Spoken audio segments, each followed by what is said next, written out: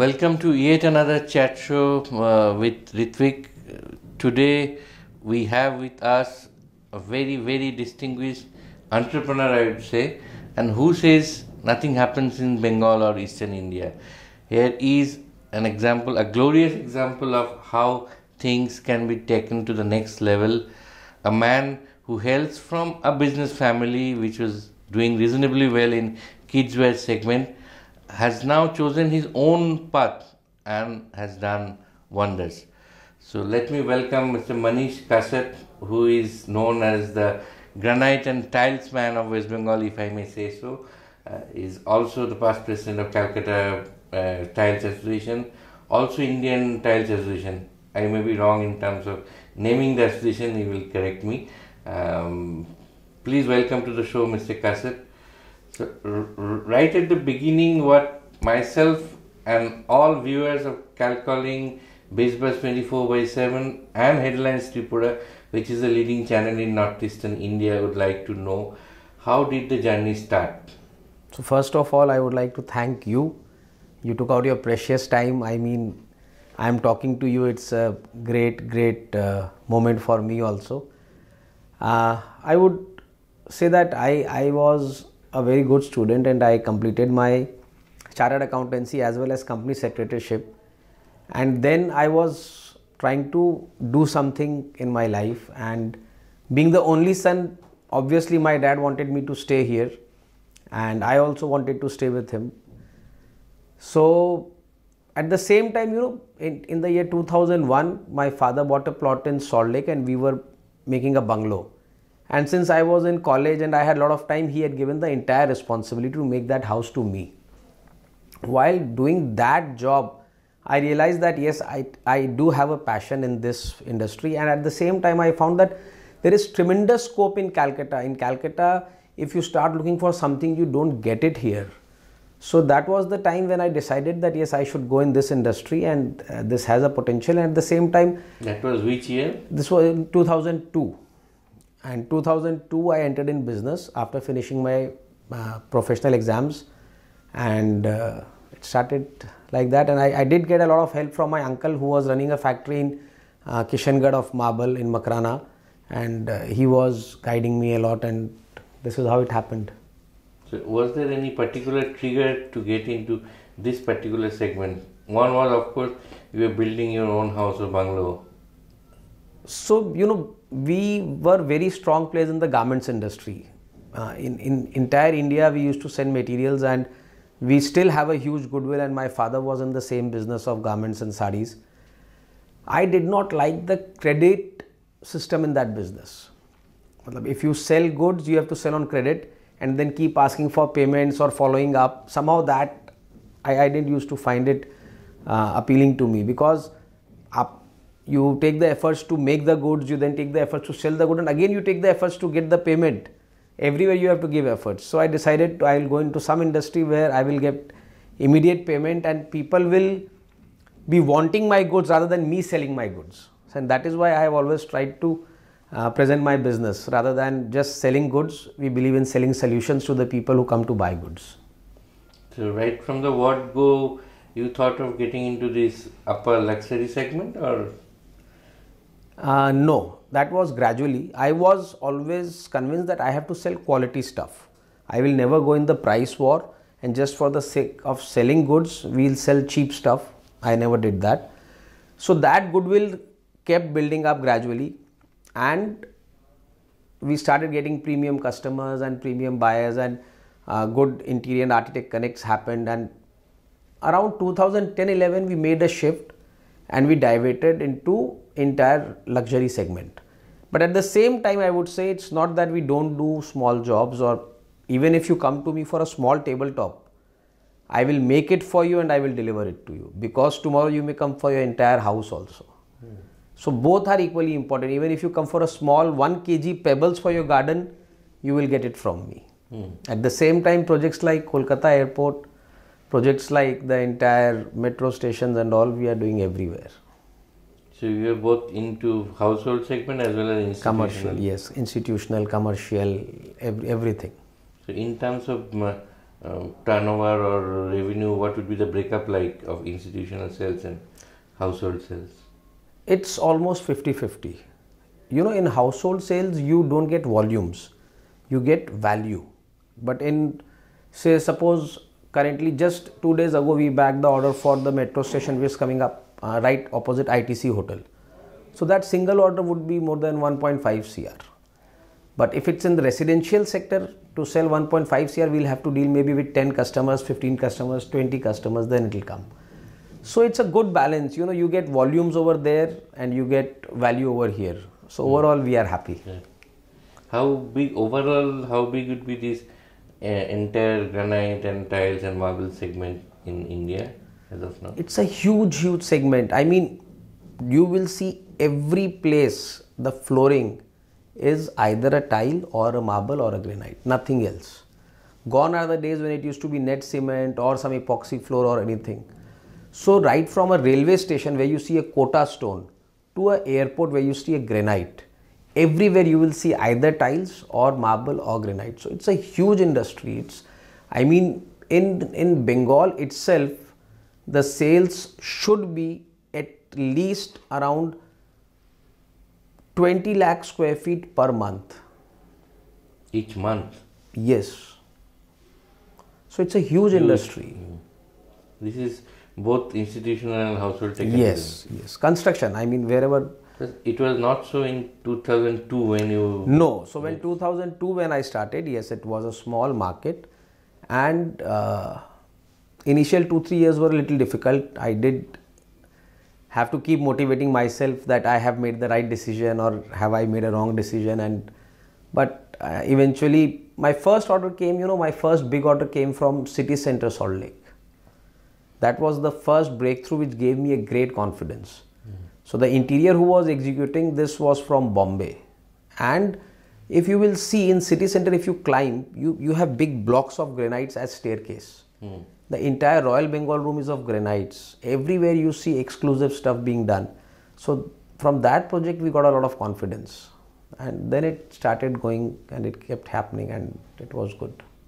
2002 was also not the right time to get into business in a big way in Bengal because there is, as you know, there are perception problems. I'm sure many of your friends and family members must have told you not to do anything in Bengal, or maybe given your business and family network, you could have moved out of Bengal as well. But what restricted you to? So I'll tell you, people always say Bengal, the business is less. Compared to other places, yes, Bengal is a little slow. If you compare with a Delhi or a Bombay or even a Bangalore, which grew tremendously in last 10-12 years. But the graph of Bengal is like this. It's not like this, like this, like this. So if you keep working hard, you will always have this trajectory in your life or your business everywhere. Secondly, Bengal is a place where you can enjoy your life. If you go to meet someone, the people gives you time. Traveling from one corner of city to the other corner, maximum 60 minutes. From Joka to airport, 60-70 minutes, you can cover the entire city. Which other place can you do it? True. So the ease of living, the comfort, the warmth in this city, and my entire family is here. So, I mean, money is not everything. You need certain amount of money to become happy, but more money will not mean more happiness. So my happiness lies in this city. People know me. I have grown up here. I have been born in this city. So no question of going out of Bengal. Not at all. So as you rightly pointed out, the graph or the business growth trajectory is like more or less a plateau, or not a plateau. It's roller coaster ride. Yeah, it's not a roller coaster ride. Absolutely correct. So you can move on at your own pace. Yes. So over this period, have you thought of moving into other segments also, or? So we have been adding products. Initially, we were only into granites, marbles, and then we added tiles. Then we added entire range of bathroom fittings, exclusive imported stuffs, architectural solutions for elevations of buildings. So we have been adding products regularly, and in today's time, the only way to grow and survive is you have to keep finding new products and invite customers to you to take those products. That is the only way. Interior, I mean, not only interiors or my industry, in every industry, Gone are the days when once you establish the business, your second generation or third generation will reap the benefits. Gone are the days. It's now business has become extremely demanding. You have to be hardworking. You have to be on your toes. The information to a customer is at his fingertips. A good internet connectivity and a good smartphone. A smart person can find out where a product is being born, what price, what rate, where everything is available on internet now. Previously, it used to be whatever I am saying, you have to believe. You don't have an option. So they can go to the source directly to buy if they want. The information is there.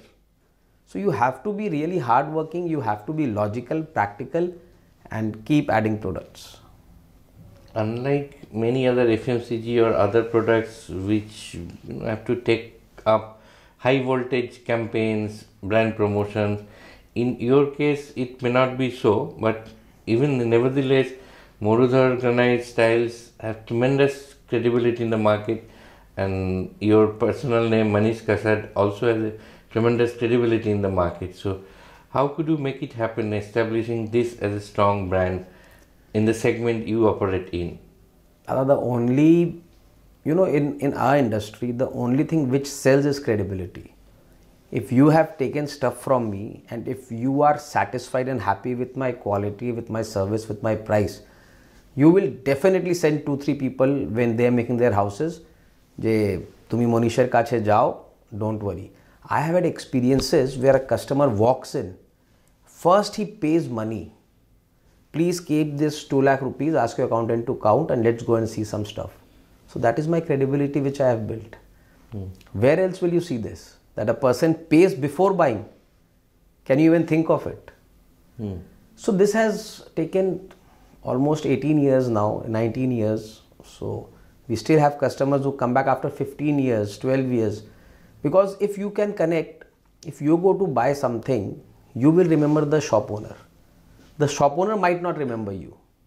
Suppose you go to buy a Mercedes car, you will remember the person who dealt you because he is helping you achieve your dream. So we help people achieve their dreams. So they remember us. If we have helped and we have made an impact in their life, they remember us. So they keep coming back. They have right now, as of now, become a kind of lifestyle product. Yes. Which it was not maybe 10, 12 years ago. Just a few minutes ago we were talking about someone who wanted to shift his house. So the thought process of the youth is changing, and especially after this COVID, it has taken a 360-degree turn. The residence has become one of the most important things. People want a comfortable house, a good office space. So every 2-3 years we see a shift in thought pattern of especially the youth. They now want good products, obviously at reasonable price, but they are willing to spend. The earning has increased, the spending power has increased. People now are having deeper pockets. So it's good for people like us who want to show them ways to spend their hard-earned money. So it's really working nice. So you may have kept yourself within Bengal, within Kolkata, but your product must be selling outside Bengal as well. Yes, the entire Eastern India, people who want premium stuff, good stuff, they do come to Calcutta. We have sold goods up to Agartala, up to a lot of places in Guwahati, entire Northeast, even Odisha, places like Ranchi, Raurkela, Patna, all these places, Siliguri, we are covering all these places. But yes, the people who come to buy are those who want exclusive stuff, because regular stuff is available in those places also. The ones who want, just a few days ago I had a buyer from Asansol. He bought a shower worth 18 lakh rupees. Can you imagine that? So that was customized or? So it is available. It's from a particular brand called Grohe as we call in India. And yes, it's a very exclusive shower. It has 18 types of showers coming from the ceiling. So people have spending power, and people who want exclusive stuff, they do come regularly. So that aspirational value to move up in the value chain. Obviously. If someone is earning, why is the person earning? Definitely to spend on himself. So they are coming and spending. In this bathroom fitness segment, there are a large number of branded players also. Yes. So how do you stay competitive? No. In the bathroom segment, we have to sell the products which are branded, because you have to give them after sales service a spare part backup. So which is not possible for us. But yes, if we are selling a particular brand, I can assure you our customers will start believing in the brand even if it doesn't have a market presence, because of our credibility. So we have tie-up with brands like Grohe, Hans Grohe, American Standard, Duravit, all these brands, and we are doing good business for them in the entire Eastern India. Presently, we are the highest sellers for a lot of brands in Eastern India. Actually, you package or kind of combo offer actually offer to the customer. Obviously, if will you like to buy 10 things from 10 different people or 10 things from one single person? If you have had confidence in that person, you will obviously like that. Kind of one-stop solution. So we are trying to add products in the same. I always believe there are two ways of increasing your business. One is you add customers, the other is you add products. So if you want to add customers, then I'll have to probably open new outlets every second year. And if I want to add products, then from this particular outlet I can keep increasing my sales. So if, for example, you have come previously, I was selling you only marble and granite. Then I said, okay, Ritvik, I'll give you tiles also. Then I said, I'll give you bathroom fittings. I said, I'll give you entire sanitary fittings, commodes, wash basins. Now we are giving you panels for covering your walls, decorative panels, customized panels. And I do have an aspiration to enter the furniture segment. So let's see. So you mentioned so many segments or sub-segments. All of them are kind of products, but there is a service segment which is also attached to it. Many people, while buying their houses, dream homes, they want some kind of guidance, counseling of how to make their bathrooms look beautiful or better, or the drawing room. So in that space, do you have any plans to get into the interior decoration or some kind of counseling? So interior decoration I can start whenever I want. But the day I start doing interior decoration, why will the interiors come to me to buy products? They will always see me as a competition. So that way there is a conflict. Obviously. So that doesn't make sense. But we do guide our customers. If a customer is, I think we are the only ones in the market who first asks your requirement in terms of usage. And then we guide you whether, so for example, this is a tabletop. This tabletop can be a laminate, a glass, a marble. Then we have certain engineered stones. A lot of things can be used. So we ask your requirement. If it's a jewelry showroom, we will give you a white top, because jewelry looks the best on a white top. If it's an office, we would suggest go for a beige color. It looks warm. So accordingly, we guide our customers. At the same time, we try to cross-verify the requirement given by your contractor and the actual requirement that you have. And many times it has been observed that the requirement given by the contractor is 20%, 30% more than the actual requirement. So we do help our customers save money in that way also. That comes free of cost. Obviously free of cost. That's the way you build confidence in me. So if you are buying, suppose, a stone which is 1000 rupees a square feet, and if I save 10 square feet of your stone, you save 10,000 rupees. A seller would always want to sell more, but we don't want to sell. We want to give you the solution. You will remember us for that. How has this infra growth helped the type of business you are in? In the last budget also there has been thrust on infra growth. Infrastructure is one of the most important driving forces in the economy. It generates a huge amount of employment and consumption of products. So government will have to keep focusing on infrastructure growth, and our country needs infrastructure. We still don't have proper houses for people. We still don't have good transportation facilities.